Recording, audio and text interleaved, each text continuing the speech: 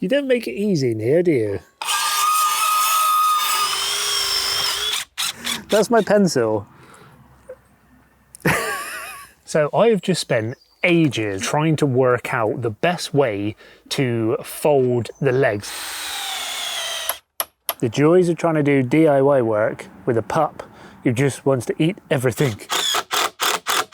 And I feel like it's a really cool and nice kind of mechanism, the way this works. Hey guys, welcome back to the channel.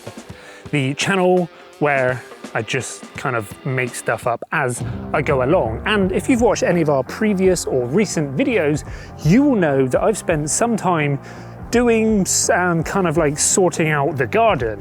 And there just seems to be one issue with the garden, and that is we don't have a decent garden table.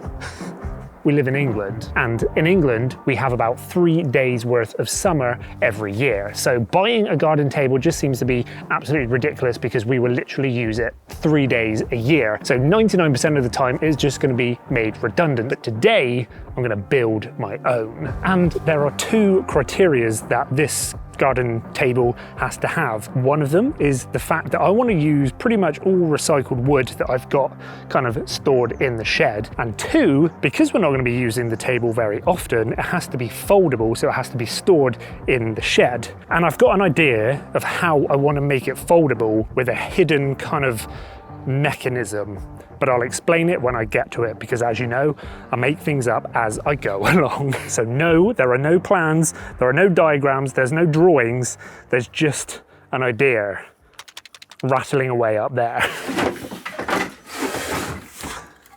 Gosh, this is heavy. Okay, so for wood, I have got a couple of these, and these were, I believe, shelves in a warehouse. But the trouble is, this wood is for internal use, it's not treated wood. I've also got two 6-foot fence posts. Cut these in half. Pretty much every table has 4 legs, so, you know, legs for the table. And I've also got 3x2 piece of wood, and they're thinking that this is the kind of the perfect wood to build the framing of the table. And that's pretty much all I'm going to be using. I think the last 2 or 3 videos now has been kind of using upcycled or recycled wood and composite decking and stuff like that. I hadn't planned on making constant videos using upcycled stuff, but if you've got it laying around the house, why wouldn't you? And what do you think then, Nia? You excited?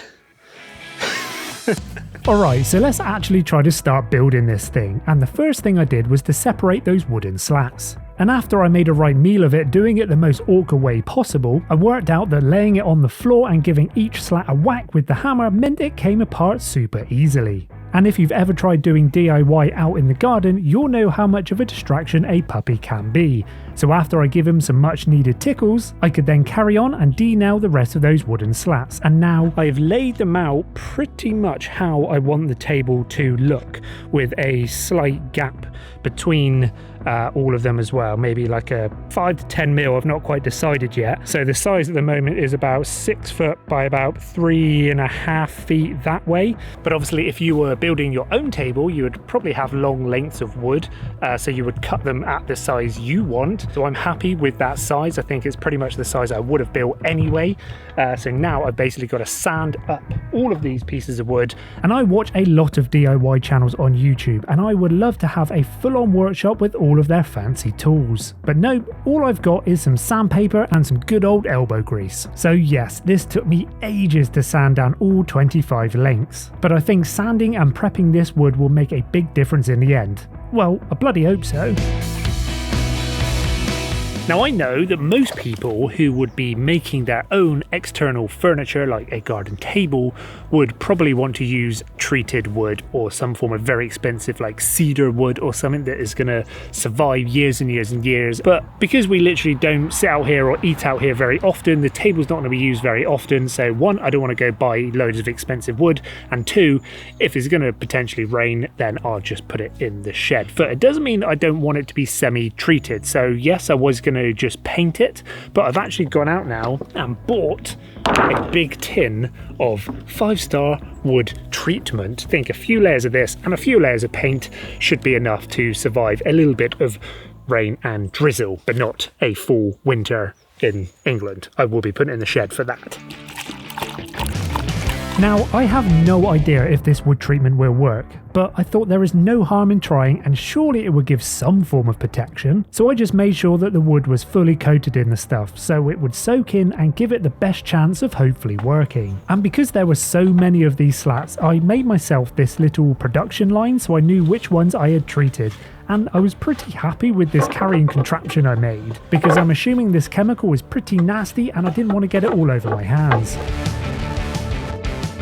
Well, this is quite annoying. In good old English fashion, it's just started raining whilst I'm still in the process of treating all of this wood, and now it's getting completely soaking wet. It's all underneath this apple tree, but I just think that the rain is going to absolutely hammer it down because we got some dark clouds up there. This is so typical as well, because today was meant to be a day where it wasn't actually supposed to rain. Hence, that is why I wanted to get out and actually treat all of this wood. But that is the main reason why I need to treat this wood, is because the rain can change so quickly. And now I've just kind of got to like prop it and stack it in the shed so it can dry out again.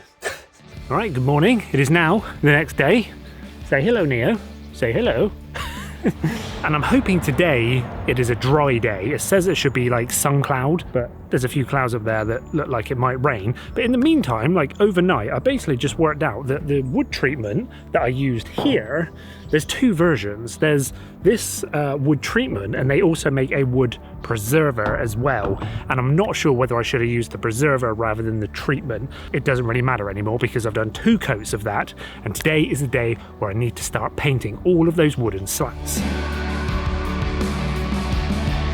And I'm going to be using our leftover paint from the shed, which is this really nice deep green, and you can even see the fence behind me is painted the same colour, so a nice bit of consistency throughout the garden. So now all of these wooden slats have had 2 layers of paint on them, and they're basically just laid out to dry. I thought that I would actually move on now and build the frame, what those wooden slats will sit on. I'm going to be building it out of this wood. Like I said before, it's what I've got laying around the house. Neo, that's my pencil.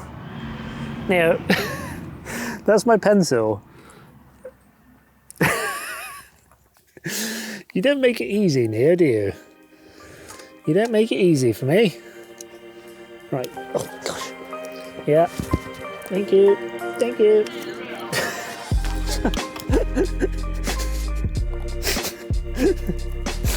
Oh, come back with my glasses. So yes, as you can see, Neo absolutely loves it when I'm out here doing work, because it's basically playtime for this one all the time, isn't it? It's all you want to do is play. Can I have my pencil, please? And when Neo finally allowed me to get back into my work, I could start to cut this wood into the lengths I needed. And once it was all cut, I started to pop in a few pilot holes, ready for the screws. And as you can probably see, I did this at a bit of an angle to go across the grain of the wood, which should hopefully stop it from splitting. So I just kept going around the frame, piloting the holes and screwing it all together. And stopping every 2 minutes to have a play with Neo. This little monkey never leaves me alone. So I've just spent ages, and I mean ages, like hours and hours and hours, trying to work out the best way to fold the legs. There are obviously so many different ways and mechanisms and hinges and stuff. It might sound quite simple, and if you've been watching our previous videos, you know that I don't normally go for the simplest solution. I like to do something a little bit different, a little bit quirky, and as you can see, Neo is interested, so let me try to explain it. So I need you to use your imagination and imagine that this is actually one of the table legs, just a lot longer, and I've got a bolt going through the outer piece of this wood, and that bolt can go through this leg here. And we need this leg to go flat. So imagine now that this is folded flat, and we also need it to spin to basically be a table leg up here. And obviously to make it spin, I've had to take off the corner of this piece of wood here so it actually can spin next to the other side of that piece of wood. If it was square like this, then it wouldn't spin because that corner there has to be cut off. It needs to also lock into position, so I'm going to use another piece of wood with a little cutout here. This piece of wood will basically go along here as a brace. I'm going to basically channel it out here. So imagine the bolt comes through where my finger is here, so that whole leg can then slide down to this point here, and it'll be locked in position between these two pieces of wood. Then when I want to fold it flat, this leg comes up like this, then it can spin around like that, and then it can basically go flat along the actual table. So this is the kind of spinning table leg mechanism that I'm going to try to make. So I suppose the question is, if you were to build your own table with a fold-in leg like this, how would you make the legs fold and lock into position? Let me know in the comments down below, because now I've just basically got to make it work in real life. I've got to make it work 4 times, like replicate it 4 times for each 4 leg, because if it doesn't work, then I've just wasted hours and days. So I suppose we just need to get on with it. So first up, I started off by cutting the fence posts, which I'm using for my table legs at the correct height of the table, and making sure they are all exactly the same length. Then I popped one of the legs into its open position and worked out all of the correct measurements for that long bolt to go through. Then, when I was happy, I used a 12mm drill bit to make that hole. I also used a clamp to make sure the leg wouldn't move whilst drilling into it. And when I got through, I made sure to bore it out a little bit so the bolt wouldn't be too tight. Then I grabbed the wooden template and popped that into position so I could lay the leg down into its folded position. And then re-drill the hole, which will give me my 2 points for that sliding mechanism. Now, if you look here, I did a really bad job, and it's quite embarrassing, because these 2 holes, they should be lined up. And that sort of goes back to what I said earlier. I don't have all of the fancy tools like table saws, oscillating sanders, or a pillar drill, which would have made these holes perfectly square. So we persevere, go back in with the drill, and this time make sure that it's slightly more square. And now we can bore out the wood between those 2 holes, which will make a slot for that sliding mechanism. And because this leg is going to be sliding, I give it a quick sand and make sure that nothing will snag it or make it difficult to slide once it's all bolted back into position. And to make it spin, I need to take off this top corner of the leg. So we chop off a 45-degree angle, then we can cut 2 more sections at 22.5 degrees, which gives us a pretty good curve. Yep, then you guessed it, we get the elbow grease back out and give it a good old sand to make it nice and curved. Now I need to add another section of wood next to the leg for the bolt to go through, and this will complete our makeshift hinge, and I make sure to make this the exact same thickness as the leg. Now we can take the bolt out, grab the drill with that 12mm drill bit and drill into that newly cut piece of wood. Then we can reinsert the bolt. And twizzle on the nut. I now grab a clamp and make sure that everything is in its final position. And add a few more pilot holes into that new piece of wood. And insert some proper chunky decking screws to make sure everything is all nice, solid and secure. And holy flippin' moly, would you look at that? It only bloody works. All I have to do now is add one more piece of wood with a notch taken out of it, which will help lock the leg into its open position. And this was pretty tricky as I have to take a slither out of this piece of wood. And when you don't have all of the fancy table saws or even a workbench, doing it by hand is a right pain. But hey, flipping the saw around worked out pretty well, even though it was super awkward. And using a chisel really helped to tidy up those rough cuts. Now that brace is ready to be secured across the table by adding a few more screws to the outside of the frame.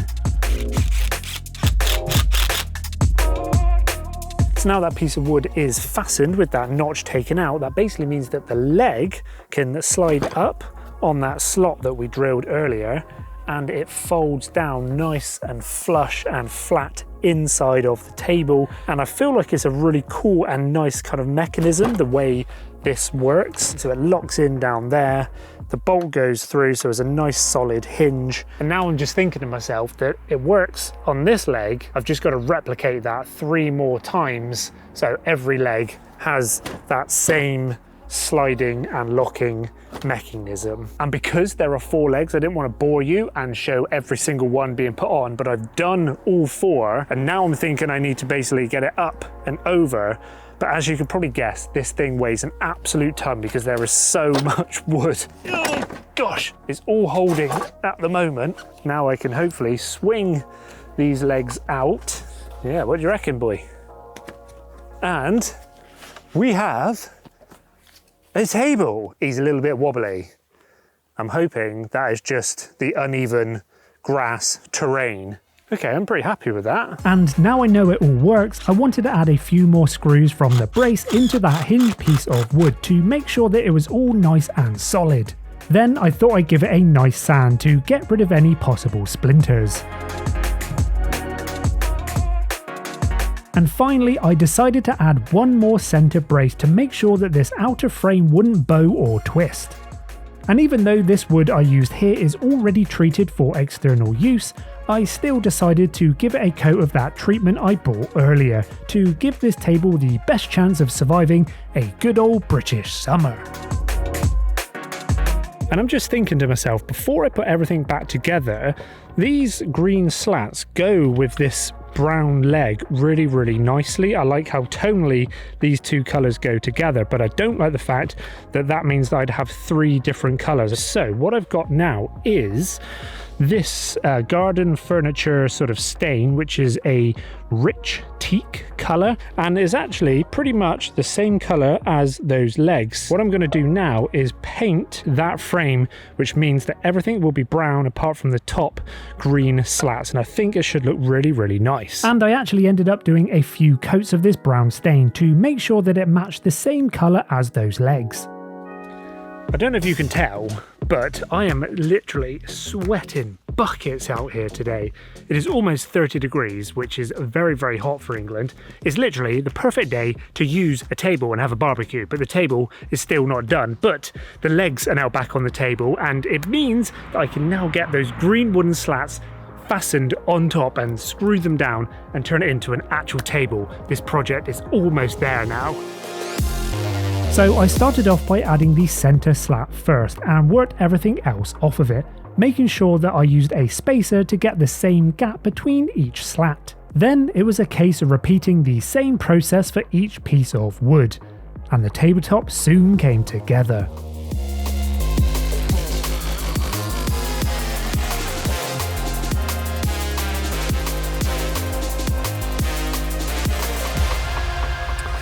Well, would you look at this? It only bloody works, mate. So I suppose the final thing we should do is show you the final results.